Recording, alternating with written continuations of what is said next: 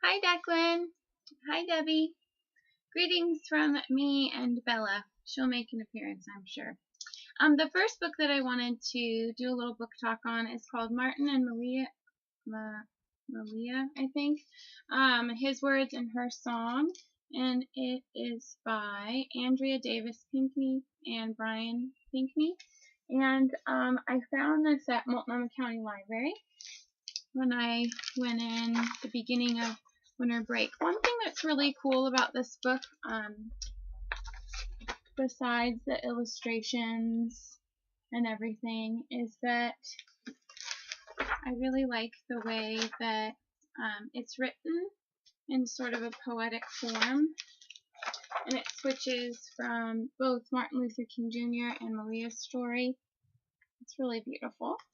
And there's one page that goes, there's a couple pages actually that kind of go a little bit vertical, which is kind of unique. And I'll show those ones to you now. I just have to find them. Here they are. And this is the words on this page. I'll read to you.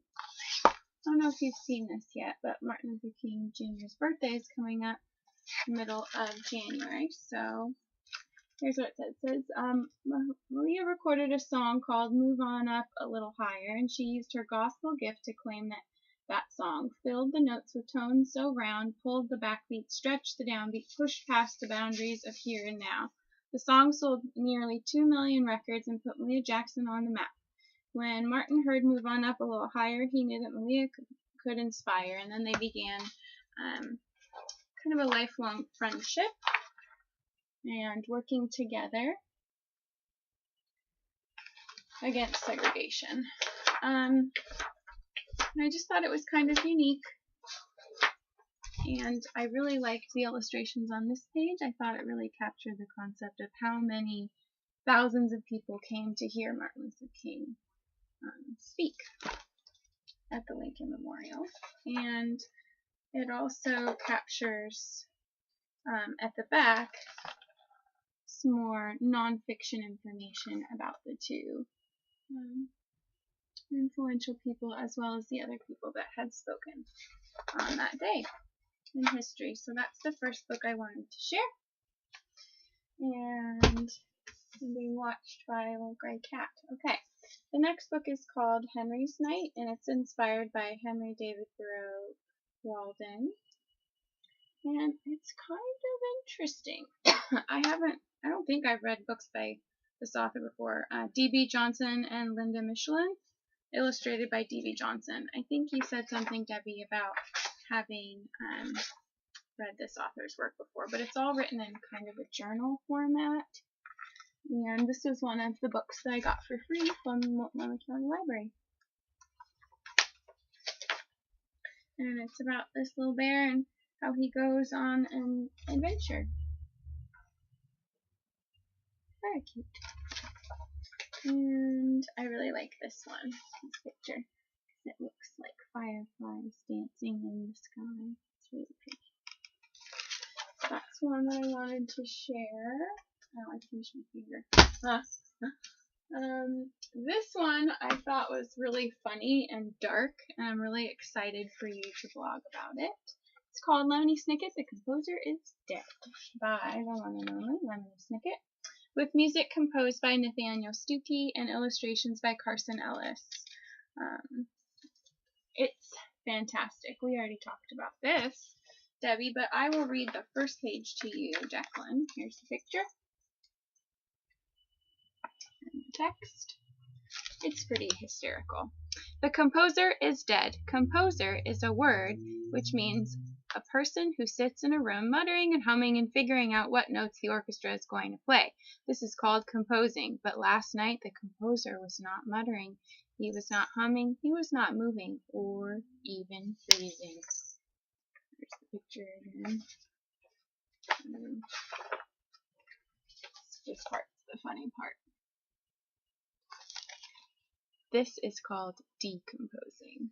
So, and it goes on to explain more about the mystery and how they try to solve the crime of why is the composer dead. And it explains all the different sections in an orchestra. It's very cool. It's a fun way to learn, and it came with a CD as well. I'm really excited to share this with my students. It'll be very fun. And then at the end it lists all the composers that we know as classical composers. And it encourages you that you should go to the orchestra. So, very cute. Andy thought it was a little dark, but I liked it. The next book that I have is very cute, and you'll understand why when you see the cover. It's called Raj, the Bookstore Tiger. And I have a tiger behind me. Raj was a tiger, not a jungle tiger or an Indian tiger, but a tiger all the same. That's what Felicity Fotheringham had called him the day she brought him to her attic above the bookstore she owned. What a tiger! Felicity had gasped as she held him up to the sun. Look at the gorgeous golden coat and those beautiful chocolate stripes. Only a real tiger's name is good enough for you. I will call you Raj. And then one day something happens, and poor Raj's life is never the same. You'll just have to read the book to find out. I really liked this story. I thought it was very cute, and I read it to Bella. And speaking of Bella, I'll share a little bit of where she is. She's in the window, supervising. Hello. She thinks I'm nuts because I'm talking to myself right now, but you know, whatever. Okay. And this one, I had never really learned a lot about the jazz legend. Her name is Mary Lou Williams, and this is called The Little Piano Girl. Oh, I forgot to tell you that the author of Raj, the Bookstore Tiger, is Kathleen T. Pelly, and the illustrator is Paige Kaiser. And look at the back, it's so cute! Anyway, back to The Little Piano Girl. This is written by Anne Ingalls and Marianne McDonald, and illustrated by Giselle Potter. This would have been perfect for last year when I was working with my coworker Alan, and we're teaching our kids a lot about jazz. But anyway, it goes on to talk about and explain how Mary Lou was a child prodigy, but she didn't have a piano to work on when her family had to move north, and so instead she would just practice on the table at home. And she found solace or comfort in piano, and then she made friends with a neighbor, and they couldn't believe what an amazing pianist she was. It goes on to explain how influential she was, and that she helped Duke Ellington, Benny Goodman play at different clubs and concerts, and she also helped develop the talent of Charlie Parker, Thelonious Monk, and Dizzy Gillespie, which I was very interested to find out about. So, if you're doing any jazz or music studies, I highly recommend that book. Bella, thank you for helping me. And this one, I think you'll really like, Declan. I thought it was great. It's called Bad News for Outlaws. The Remarkable Life of Bass Reeves, Deputy U.S. Marshal, by Vonda Nelson, and illustrations by Gregory Christie. The reason I really liked this book is because I thought it was really nice to learn about an African American deputy marshal. And I'm excited to share this book with my students and also use it in more of an Oregon Trail kind of settlers unit that we teach a lot in 4th grade. So that'll be fun to pull out when I teach 4th grade again. Some interesting facts about this U.S. Marshal is that he really believed in making sure that all people were treated fairly and justly, no matter what their crime was. He even talked about having to bring his own son in when he had committed a crime. And just really captivating biography. It has a lot of interesting phrases and beautiful language to describe his life. And at the back there's a nice timeline, as well as some more information about why the author chose this specific person to write a biography about. I like that there's a little glossary and definitions of the Western words. That was cute. Two more, because I don't know when I'm going to do another videotape. This is really fun to just sit and talk to you guys about the books I got. This one is called Erica San by Alan Say. It's a Caldecott medalist author. I really liked this book. I thought it was really beautiful, and I think that you might also feel really connected to it, possibly. Declan. The next couple years. It's about a little girl who loved Japan, and she studied Japanese, and after she graduated from high school, she decided to move to Japan. And it describes her getting into the large city, and that is not what she wanted. So she decided to go to more of a smaller town outside of Tokyo.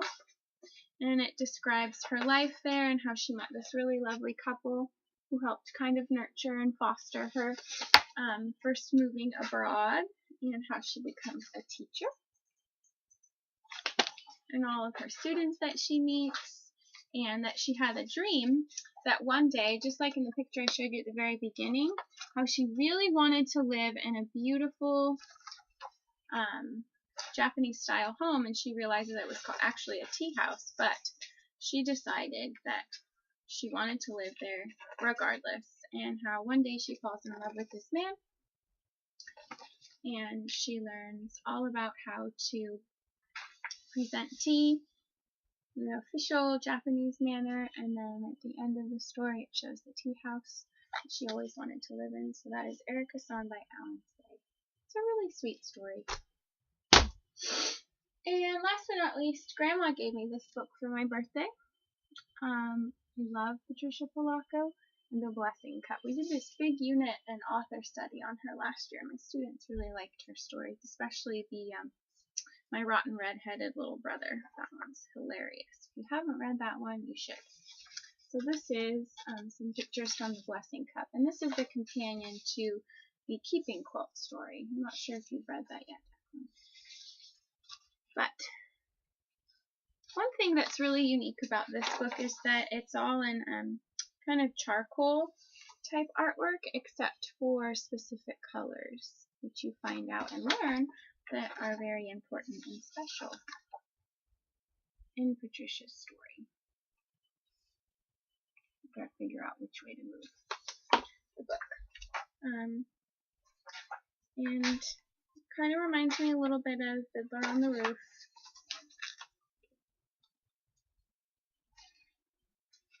And then you'll recognize this page, Debbie, towards the back, near the end of the story. Here's the part where they come to America. Do you recognize that statue? And then you'll recognize this part, Debbie. We talked about the Keeping Quilt in the Keeping Quilt story, and now we understand why she had the Blessing Cup and the importance and significance of it in her life. So, that is The Blessing Cup by Patricia Polacco. I highly recommend that you read it. It's a really beautiful story. Okay. Well, Bella's sitting on tissue paper, helping from the back of the room. And those are all the books that I have for right now. I'm sure that I'll have more. I'm teaching a whole unit on electricity very soon, so that will be really fun to share some of those fun science books. They're in the trunk of my car. But Anyway, for now, I love you guys and I miss you a lot. I hope you have a great start back to school, and I will talk to you soon. Bye!